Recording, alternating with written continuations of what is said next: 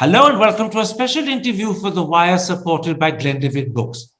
What should we make of the situation in Karnataka about girls wearing their hijabs in classrooms? Do they have a fundamental right that entitles them to do so? Or do schools have a right to ensure that their uniform rules are scrupulously observed? That's the key issue I shall take up today with one of the Supreme Court's foremost lawyers, Karuna Nundy. Ms. Nundy, I want to start with two basic questions which I believe lie at the very heart of this dispute, and I'll put them to you one by one so that the audience can follow them more easily. First of all, do girls have a fundamental right to wear the hijab in classrooms? And would it be a breach of Article 25 of the Constitution if this is denied to them? At this point, we have a judgment of the Kerala High Court that says that they do have this right, that the hijab is an essential religious practice. And in fact, under Article 25, you can't limit people's right to freedom of conscience and freedom of profession of their religion, unless it's in public order, on the grounds of public order, morality, or health. And you're saying that those three grounds do not apply in this instance, and therefore to ban the wearing of hijab would be a breach of Article 25. Have I understood that correctly? That is correct. And in addition, if I may add, the regulation or any limit has to be in a law. And the law that the Karnataka government is invoking is a state law. And what that state law says is that a secular outlook should be cultivated through religion. Now, if you're barring people to even enter the gates, how are you going to cultivate anything through religion?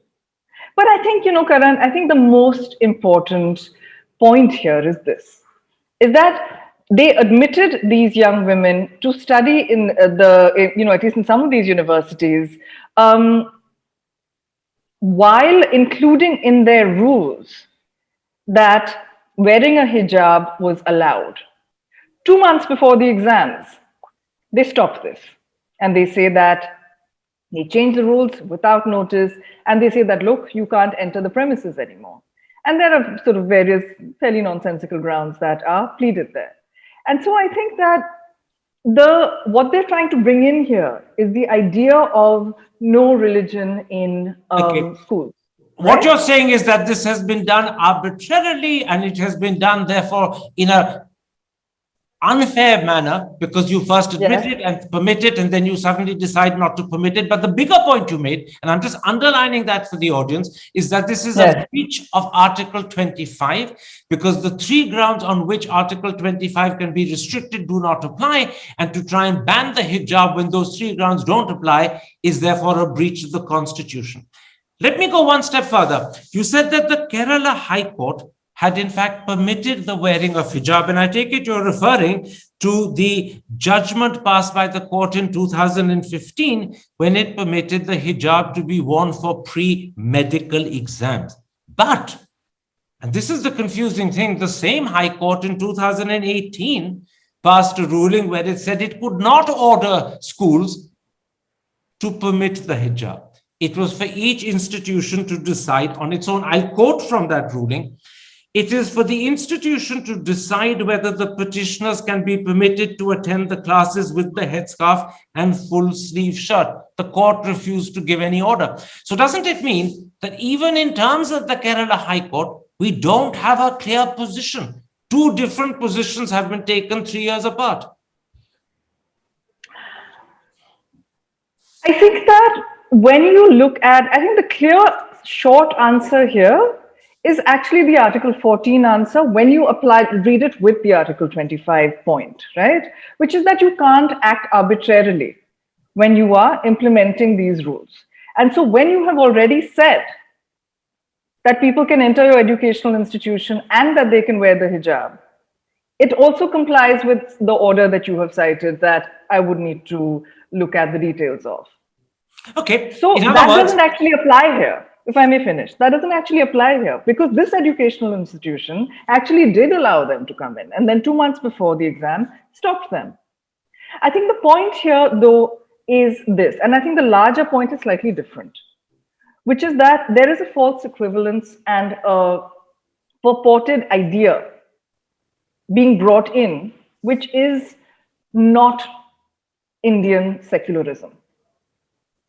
What the BJP and its supporters and the people wearing these orange scarves and entering the, seeking to enter the educational domain in these orange scarves, saying that they're like hijabs, we're going to wear orange scarves if you wear a hijab, right?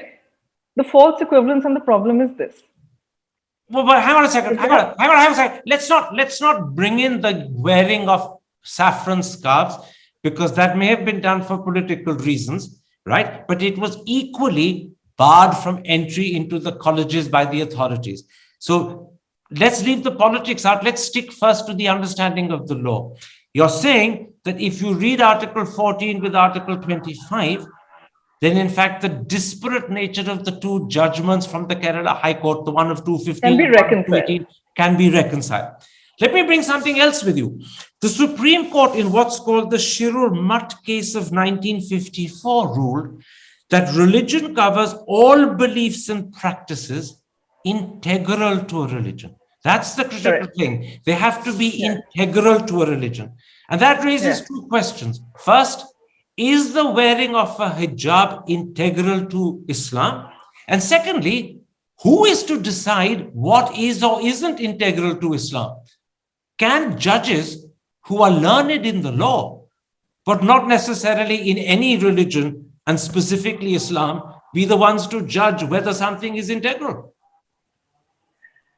So that's the big debate around the Sabrimala judgment. That was the big debate around the Triple Talaq judgment. And ultimately, what our judges do, our judges decide on all sorts of things that they may not have expert knowledge on. For example, on medical issues, on engineering issues, on religious issues. So when they decide such issues, what they do is that through counsel, you get expert opinion, you examine it, and then you decide what the law is. And in other words, the judges need expert opinion to inform them whether the wearing of hijab is integral to Islam. That is needed under the 1954 Shirur Mutt judgment. And if it is more significantly, then you can wear it. But more significantly, Justice Chandrachud and Justice Nariman made an extremely important point, right? And they have made points in, they have made this argument in the Shaira Bano judgment and in the Sabrimala judgment that religion has to be subject to fundamental rights. And if you have Article 14 right, then that should trump anything else. The women in this case do have an Article 14 right. And that should trump any discussion of is the hijab essential to religion, is the hijab not essential to religion. So you have an Article 14 right. You're making a very important point. Not only is denial of the right to wear hijab a breach of Article 25, because it's not being denied under the three grounds under which it's permissible to deny it, but you're also saying, in addition, it's a breach of Article 14. So in fact, this denial of hijab is a breach of two critical articles of our Constitution, 25 and 14. Is that right? That's exactly right. Let's then come to the second basic question. You've given us a very clear answer of the first. It is a breach of two articles of the Constitution to deny girls the right to wear a hijab in class. Now I'll come to the second basic question. Do schools have a right to insist that their prescribed uniforms must be worn?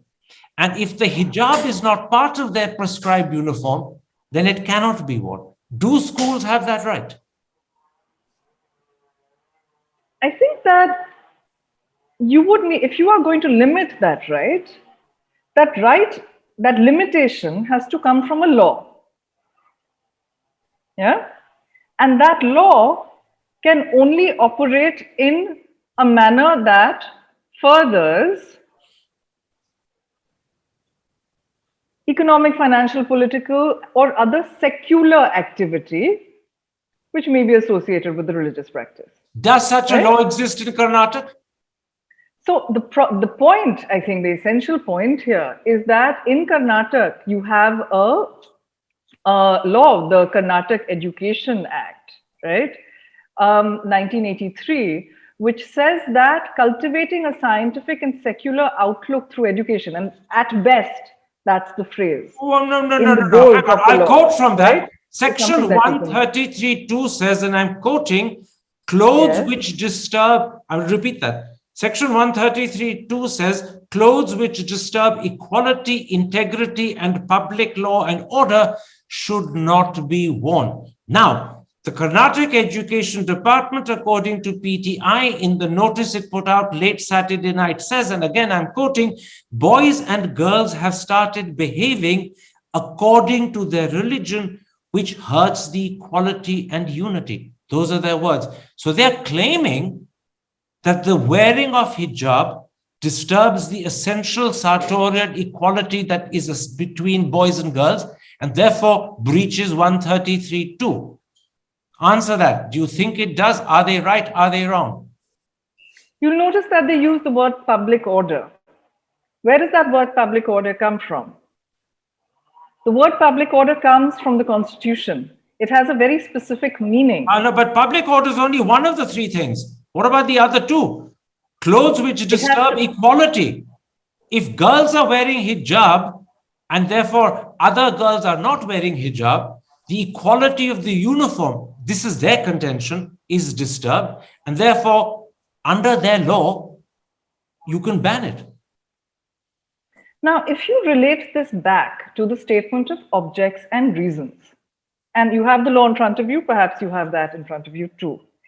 Every section has to be interpreted, one, in the light of the object of the law, two, and more significantly, in the light of the Constitution. So, when you say that the aim of the law is to cultivate a scientific and secular outlook through education, and you are then saying that you are going to cultivate a secular outlook by imposing a particular dress code and excluding arbitrarily a number of people that you previously admitted. Therefore what? That's not a correct application of the law. So you're saying this is arbitrary and therefore the law doesn't apply? I'm saying that this is arbitrary, and even if you upheld the law, which you can't, which should be challenged, and the interpretation of the law is incorrect. Let me then put something else to it. I'll try and simplify it. Convents do not permit girls to wear hijabs. And Kerala State Education Minister B.C. Nagesh says that missionary schools do not permit Hindu students to wear bindis and bangles. Yet no one objects to that. I've never heard of anyone objecting to a convent not letting girls wear hijabs. I've never heard of any Hindu student objecting to the fact that he or she can't wear bangles and bindis in a convent. So if that's not objected to, why is there an objection to hijabs not being permitted in government colleges in Karnataka or private institutions? Because they're both the case here. So there are very different rules that govern religious, for better or for worse, religious minority institutions. And government institutions are governed differently. When you are a government institutions, the Hindustan Times has made clear that of the 5 colleges in Karnataka where the wearing of hijab is banned, 3 are government and 2 are private. So when you are a government institution, Article 12 applies to you, and you are meant to act in a manner that is at a higher threshold than private institutions. Minority religious institutions are governed somewhat differently. So private institutions can actually bar people wearing the hijab. That would be okay. I think that it would be in potential violation of Article 15. What do you mean by potential violation? Either it is or it isn't. You know, the law doesn't work like an interview, I'm afraid. Well, I'm afraid the law is not interpreted by judges on the grounds of potentiality. They either believe it applies or it doesn't. It would potentially be in contravention of Article 15, But private institutions are governed differently from government institutions, and those are governed differently from religious minority education. Let me put another point to you. If educational institutions, which is what is claimed in Karnataka, have the right to bar girls from wearing the hijab, then equally, shouldn't they bar Hindu students coming to classes with very large and noticeable Shaivite and Vaishnavite tikkas on their forehead? Shouldn't they bar Hindu students wearing red molly religious threads on their wrists? You can't bar one and permit the other and still claim you're being consistent and fair. If you have to bar them, you must bar both. You can't have as equivalent tikas and hijabs and turbans, because the test of whether it is an essential religious practice is something that is legal and dependent on the reading of the particular religion and the essentiality of the particular practice to that religion. For example, in the Shirur March judgment, the Supreme Court judgment that you're familiar with, the giving of food was found to be not an essential religious practice, right? So it depends on the particular aspect, and I think that that is not an essential religious practice. Which is not? Which is not? Tika, the examples you cited, the tika, etc. The hijab, I think, is subject to debate. But I also think that when you look at the Human Rights Council decision with regard to Uzbekistan, that when women wearing Islamic headscarves were not allowed into educational institutions, that it breached Article 18, and that they failed to invoke grounds for the restriction. Are you saying a judgment in Uzbekistan breached Article 18 of what? I'm saying the Human Rights Council. The Human Rights Council is the council that governs the Universal Declaration of Human Rights, right? We are a party to the Universal Declaration of Human Rights and the International Covenant for Civil and Political Rights. So what is the point you're making? The point I'm making is that we have international obligations. We have international obligations on the freedom of expression and the freedom of religion. Our international obligations, where there is a lacuna can I law, you're saying that must come in and must govern our law according to the Supreme Court of our country. Just a moment. You're saying that as a signatory to the Human Rights Declaration, we are subject in India to all the terms of the human rights law. And therefore, if the banning of the hijab is in breach of that, you're in breach of not just the Indian Constitution, you're also in breach of the Human Rights Declaration that India has signed. However, we're now branching into strange territory, which I didn't want to branch into, but since you brought it up, I'll also point it out. France has a laissez-faire which prevents the wearing of, in public government places, all signs and tokens of religion, from the pagadi for Sardars through to the cross for Catholics. And France is clearly a signatory to the Human Rights Declaration, and yet they go ahead with this and no one's ever objected. The only thing is France does it uniformly for all religions, and it could be claimed it's not done uniformly for all in India, which is why I brought up tikas and mollies. So the reason that I brought up laissez-faire earlier with you is because the idea of laissez-faire is that, as you know, that you don't have any religion in the public domain. Okay. And on the day that young women were being barred from education, we had our, well, you know, around that time, we had our prime minister in saffron robes, in a temple. We had the, you know, we have now in the public domain an expenditure of 1,000 crores of rupees on a statue where the entire budget of the Ministry of Culture is 3,000 crores. Okay, So therefore, the equality argument that even if any of these restrictions were correct, that they would have to be applied across the board. We can't just focus merely on Can I bring us back? Can I bring us back narrowly to the hijab issue? Ultimately, if it goes to court, and it is going to the Karnataka High Court tomorrow, will the admissibility of the wearing of hijab or the right to deny it hinge on whether the Karnataka High Court believes it's integral to Islam. Will that be the linchpin on which the Karnataka High Court will decide? One of the linchpins. What are the others? Is it arbitrary? Is it equally applied? Does it contravene Article 14? Does the law as it stands even address narrowly the barring of the hijab from Karnataka schools?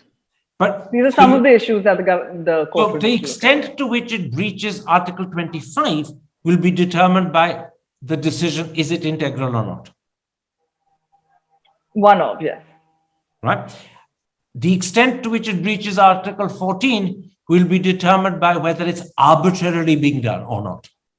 Yes. And in an equal manner, yeah. My last question.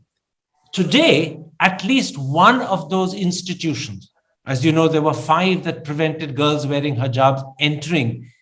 One of them has permitted the girls to enter, but sit in a separate classroom. Now, is that a solution to the problem, or is that actually segregation of some sort?